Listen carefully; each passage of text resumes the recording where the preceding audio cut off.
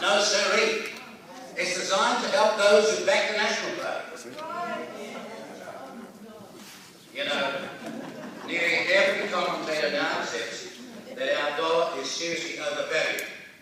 Not bank commentators, not insurance house commentators, not the paper shufflers and money speculators, not their commentators, but every other commentator believes our dollar is seriously overvalued, as does the IMF.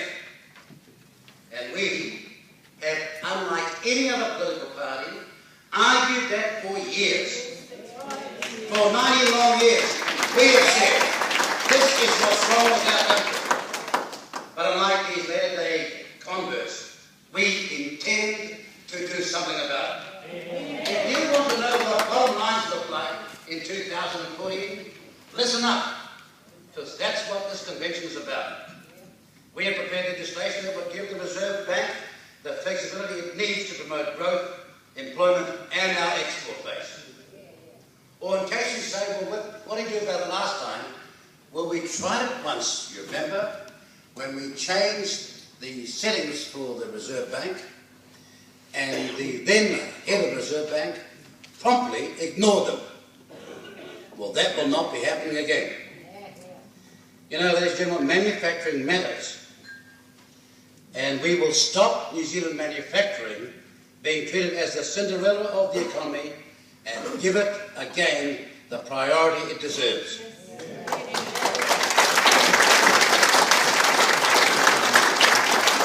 It is not by chance, it is not an accident, that the countries that have weathered the global economic crisis are in the best shape, and those ones are those that have retained their manufacturing base, such as Germany, Sweden and Singapore.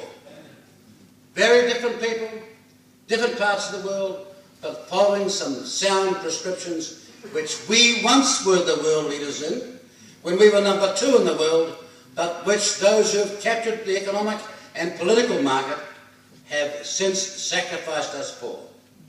As a small open economy facing fierce competition from multiple sources, our manufacturing base is under terrible threat.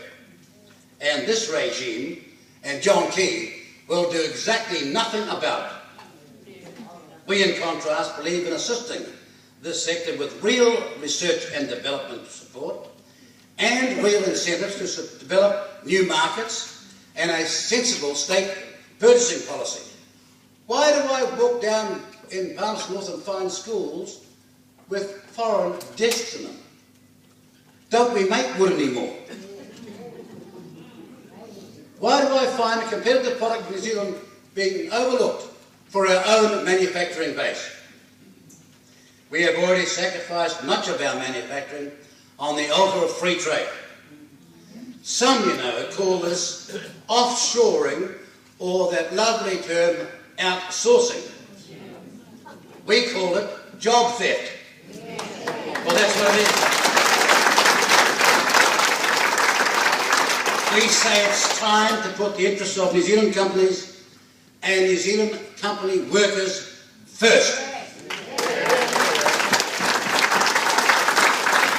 The folly of going for the short-term fix of cheaper foreign imports is obvious.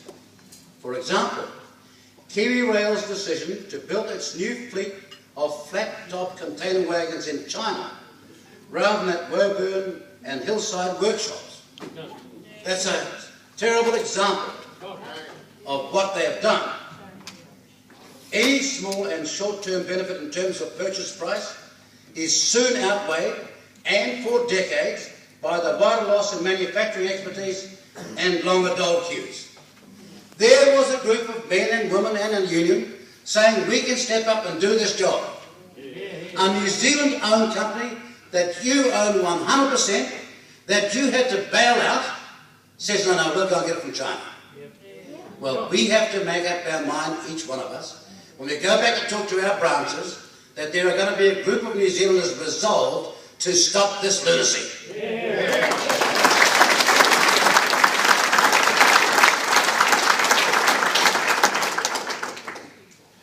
You know, the overseas ownership of our prime assets is sucking away our economic lifeblood. Take one example. the banking sector, of which over 90% is in foreign ownership. There are some people in this country who need to be reminded that the very people in power now, first National Labour and then National, but the very people in power now took a New Zealand bank where 6 out of 10 New Zealanders bank every day and flogged it off to the Aussies. It was called the Bank of New Zealand. Today, 90% of the banking sector is in foreign ownership. The major cause of our chronic balance of payments problem is the torrent of profits and dividends that the foreign banks vacuum out of New Zealand every year. New Zealand First will give all government business, and we say local government business as well, to a locally owned bank.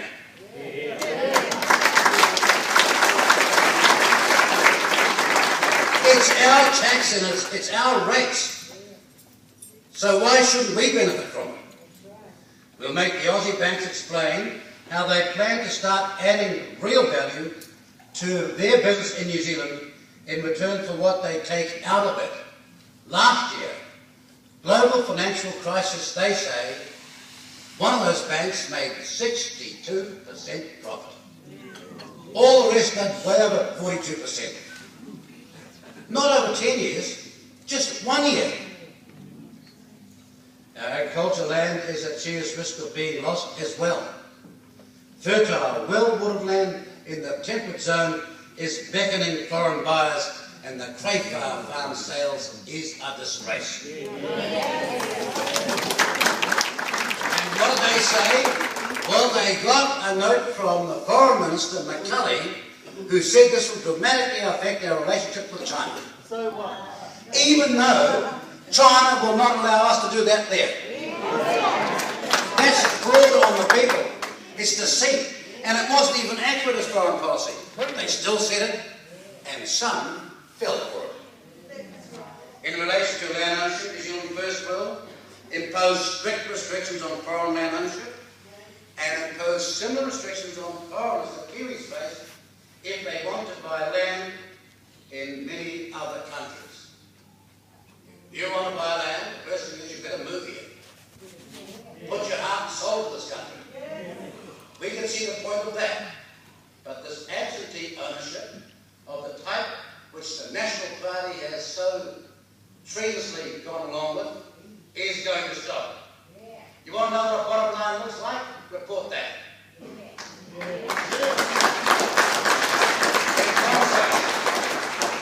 Well, they all want to know what the bottom line is for 2014. We thought we'd get ahead of the program. Give them a chance to digest it. See the economic sanity about which we speak. In contrast to the government, we know where we want to go to build a prosperous New Zealand, not a declining, impoverished one. Now to some social issues.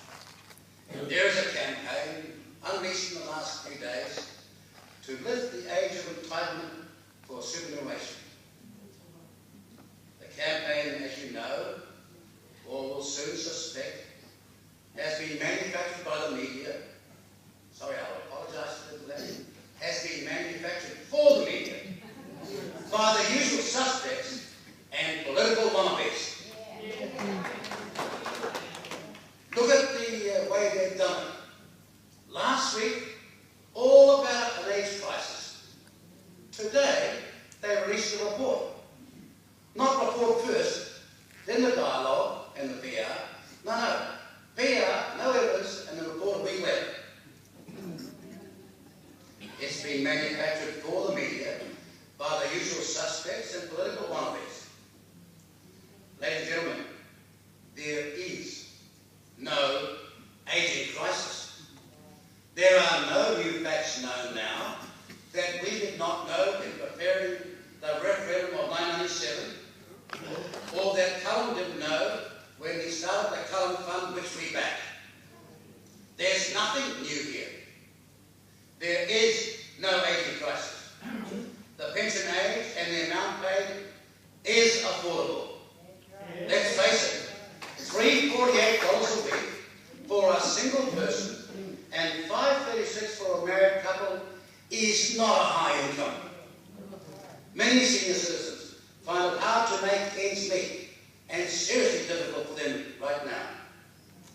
As for lifting the age from 65 to 67, well, tell me, Mr. King, how many jobs are out there for people aged 65 and 66 right now? How many jobs right now for this group of people? As you know, today the Financial Services Council, and you should find out who these people are, but the Financial Services Council, which manages more than $60 billion in savings, released a report calling for the age of eligibility for super to be lifted to 67 years of age. That's after a week of all the other stuff to soften up the media and their view. At the same time, the Council calls Kiwi Saver contributions have to be lifted to 10% of income. And then the very, very under-highlighted part, they also want a taxpayer's guarantee. This is the start of the privatisation of national super.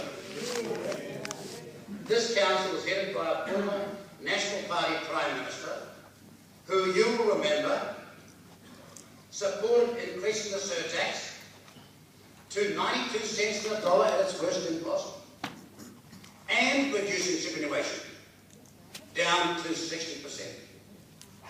She also works for the Chinese government as a director of a board of a bank, the #2 bank in China, though she has no banking qualifications whatsoever.